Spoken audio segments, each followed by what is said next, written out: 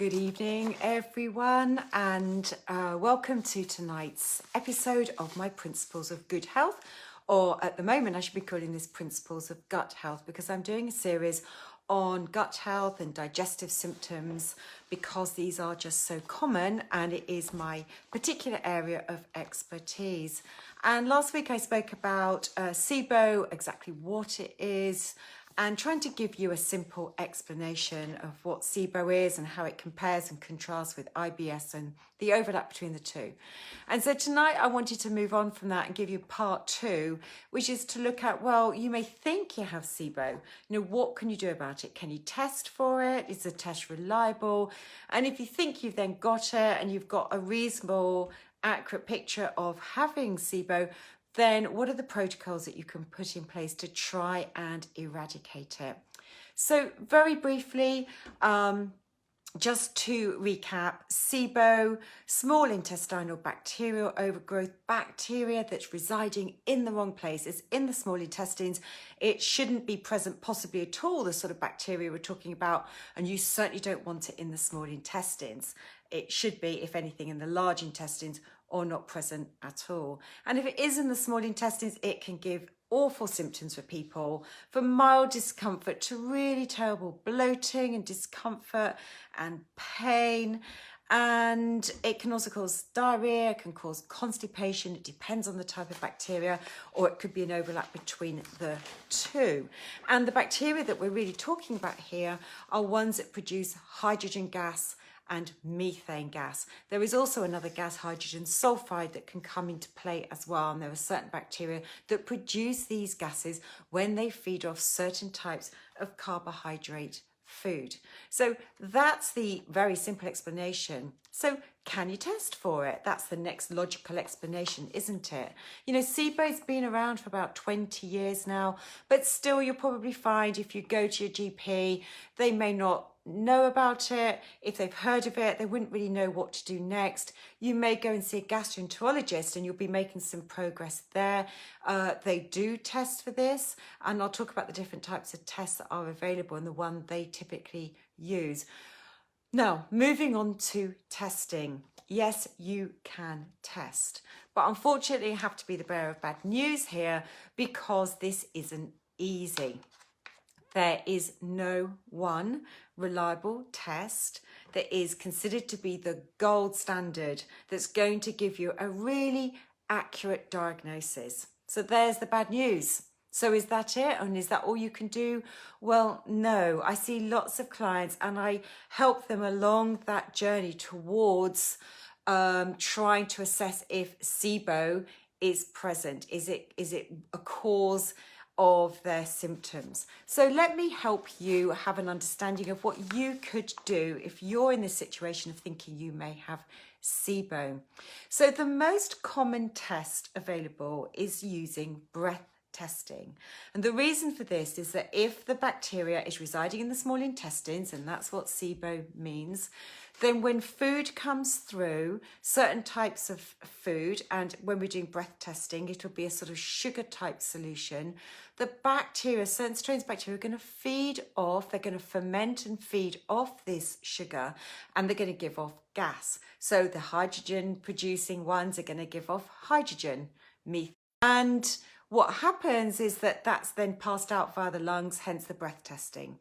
And it's all to do with the timing of that. When you do a breath test, you're going to be testing every 15 minutes potentially over a 3-hour period. Although really, if it's in the small intestines, then you're going to see a rise in these gas quite rapidly, and certainly within the first 90 minutes. Now, again, unfortunately, there is no one test. Gastroenterologists like to use a glucose test, and that's because it can be extremely reliable. So you think, well, why would you use anything else? The problem being is that glucose is a natural sugar that we're going to digest very rapidly in the small intestines. If we eat foods, it's broken down. Carbohydrates can be broken down into glucose really quickly, and from there absorbed into our bloodstream quickly. So it's gone. It's gone from the small intestines and into the bloodstream quickly. So because it's absorbed rapidly, it's only going to detect bacteria if it's very, very high up in the small intestines.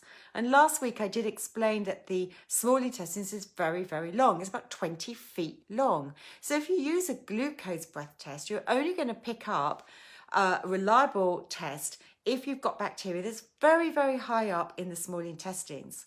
And the bad news is if the bacteria is in the middle section or much lower down in the small intestines, the glucose is not going to pick it up. It's going to miss it altogether because it's not going to pass down that low.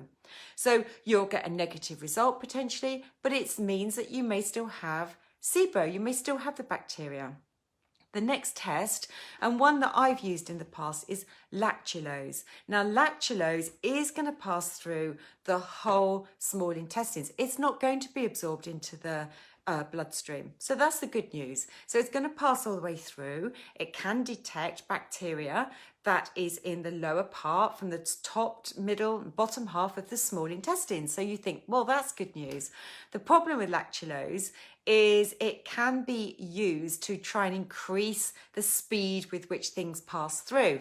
So it passes through quite rapidly. And so if you're doing this breath test and you're testing every 15 minutes, if you pick up a positive test, oh, I've got hydrogen, oh, I've got methane, after like say 60 minutes, you might think, oh, that's great, you know, that's now detected I have got Sibo in the small intestines. But because the lactulose has passed through quite rapidly, actually what it's picking up is something that's further down into the colon.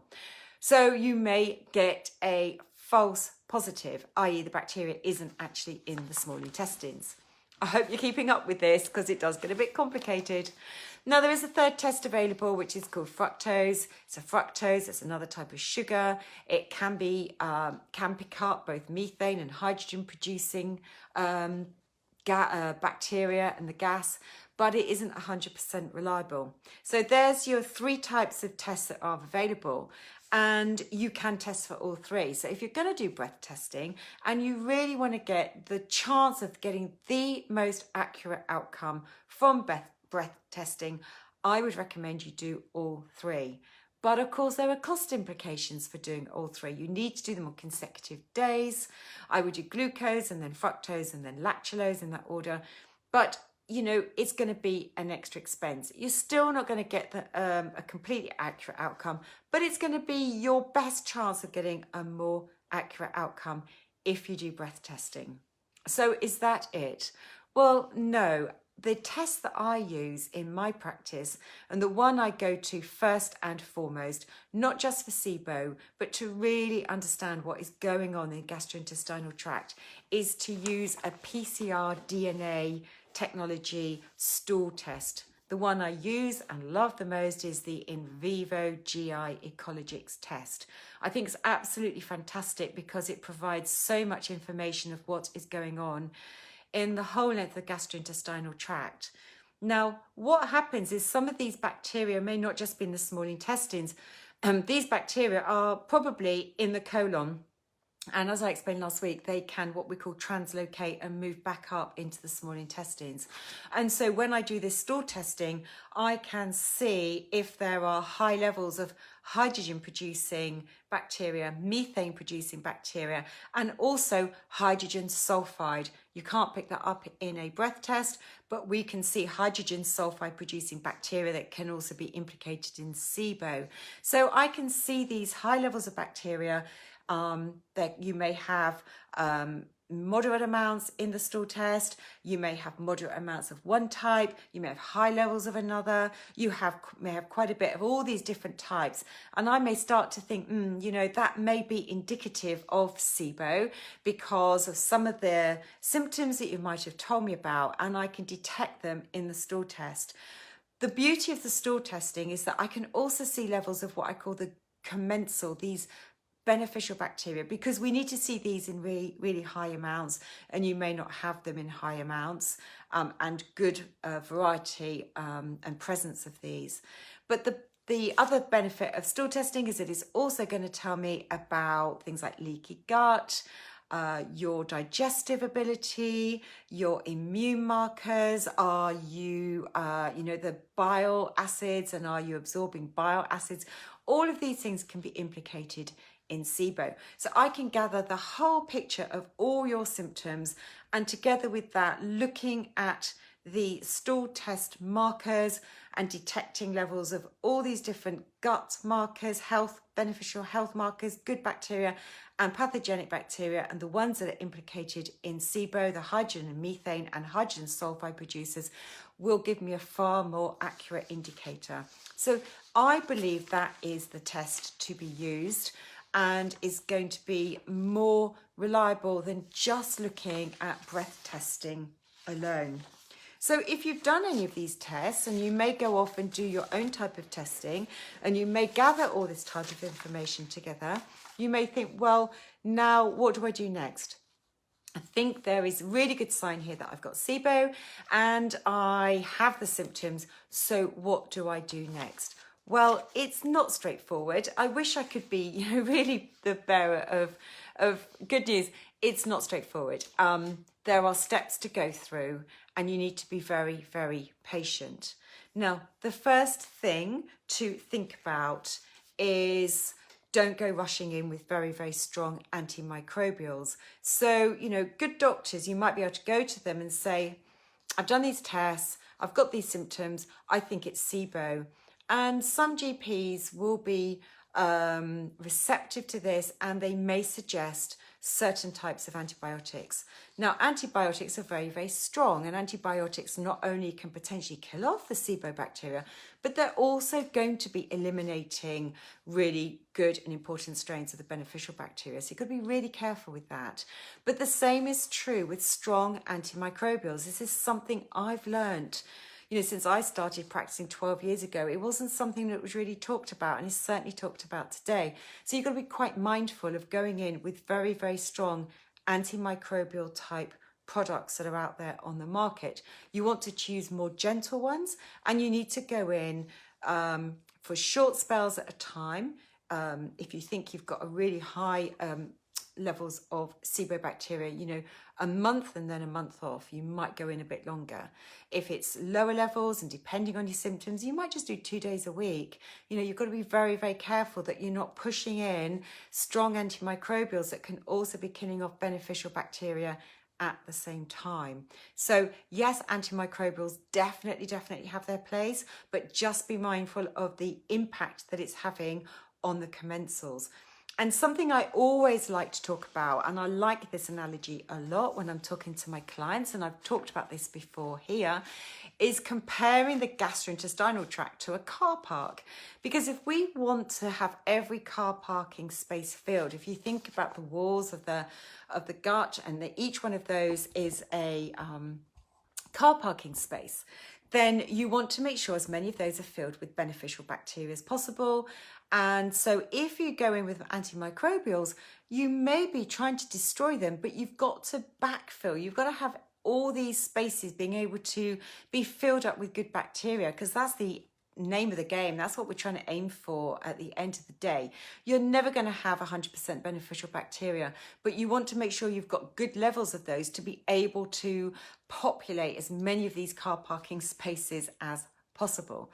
So you do need to be mindful of that as well. Now, the next thing to think about is using prebiotics and probiotics. Prebiotic fibers is my go-to a lot these days in practice. There are different types of prebiotic fibers. I choose those depending on what I see with stool testing results. But the prebiotic fibers are going to help to fuel the beneficial bacteria, and you do need to choose those carefully. Some may not be helpful initially if you've got Sibo, but they are important. There was a time also with probiotics when we thought they may not be helpful if you've got Sibo, but that research seems to be changing. And actually, again, probiotics can also be very, very helpful when we've got Sibo to really try and boost numbers of those beneficial good bacteria. Now, what about the diet? Diet is important. You may have heard, I'm sure, some of you watching this will have heard of FODMAPs as a diet. And FODMAPs is going to be removing the fuel that can be feeding those Sibo type bacteria. But I have spoken about this, and I've done another talk on FODMAPs, which you'll find on my YouTube channel or on my website. The problem with FODMAPs, if you do it for too long, again, is that you're taking away the fuel for the beneficial bacteria as well. So it's a bit like the antimicrobials. You've got to go in and not do it for too long, because yes, it's helpful to do this because you are going to be removing the fuel to the Sibo type bacteria, but you don't want to be taking away the fuel that's going to be feeding the good bacteria. And this is where it gets quite tricky in getting a balance right. You know, it's very, very difficult to know how long you should be doing things for. 2 months maybe on a FODMAP type diet. There are other diets out there that I use with clients that are very restrictive and very, very difficult, and probably best to use it with an experienced practitioner, because you need a helping hand to know what you can and can't eat along the way, to make sure you're not going hungry, and to sort of give you that encouragement to stay with the program, because it can be lonely when you're doing these things on your own and knowing if you're doing the right thing. Intermittent fasting can be very helpful. One of the things with Sibo, and I spoke about this last week, and the reasons why it may occur, is to do with this slowing down of transit time from the stomach to the colon. This whole area can slow right down. You can get a very, very slow transit time that allows bacteria to linger. It's all to do with this thing called the migrating motor complex. Now, intermittent fasting and avoiding snacking is definitely important. You want to have long gaps between eating to allow this sort of sweeping action to clear the debris along the way to take place, and it can help to sort of speed up the time between meals, between meals, the time it takes, you know, this sort of transit time along from the stomach to the colon, you know, through the whole of the small intestines. So no snacking. Really important to avoid snacking. Stick to your 3 main meals a day. You've got to make sure you're getting the protein intake that's going to keep you fuller for longer, avoiding those FODMAP type carbohydrate foods, keep the right type of fats in there as well. And you may want to think about intermittent fasting. What I mean by that is you want to have at least a 12-hour gap overnight, from at least sort of 8 p.m. to 8 a.m. Longer if you can do it. If you can achieve a 16-hour gap on certain days of the week, you won't want to necessarily be doing that every day. That is going to be helpful as well. So it's a really important aspect of the program. When you work with a practitioner, they may be recommending certain types of prokinetics. These are things that can help to speed up this transit time, but you need to choose them carefully, and you need to know what you're doing when you use those. So, you know, be very careful if you're looking at those yourself. Stress reduction techniques is also part and parcel of this program, because stress is known to be a factor that can slow down that transit time. So stress reduction techniques, we want to move out of the fight or flight mode and into the parasympathetic, the rest and digest, as much as we possibly can. So yoga, deep breathing, meditation, all fantastic things to do. Look at your sleep hygiene, make sure you're getting good sleep. Look at how you're implementing an evening routine to try and make sure you can get to sleep at a good time, and putting protocols in place to try and help your sleep. This is not the time for intensive exercise, particularly if you're going through this and taking out huge food groups from your diet, and also, you know, avoiding snacking and intermittent fasting. You want to be taking really good care of yourself. And so intensive exercise is not the place right now, but yoga is most definitely a good thing to do, along with Pilates and Tai Chi. So those are the things I would focus on. And, you know, the final question would probably be, can you beat Sibo? You can. But I'm not going to pretend it's easy. And to be perfectly honest with you, when I look at Sibo groups out there, some people are suffering for years. They may not actually know they've got Sibo and they may be approaching it the wrong way. You can overcome it. And I will be perfectly honest with you, it may be best to work with an experienced practitioner who has a lot of experience at different testing techniques, can look at the tests, results in conjunction with your symptoms, look at how long you've been suffering, look at your whole case history, look at it holistically, look at the root causes that may have led you to reach the point you've got with your symptoms. Is it Sibo? Is it something else? Put the right tests in place, and then look at different protocols that can help alleviate it.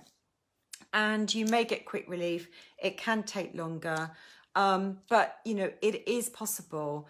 People are living with these symptoms for years, and it doesn't need to be that way. So I don't want you to go away feeling, there is no good news out there, because there is good news. I do get results with clients. I do see resolution. But, it's taking things one step at a time.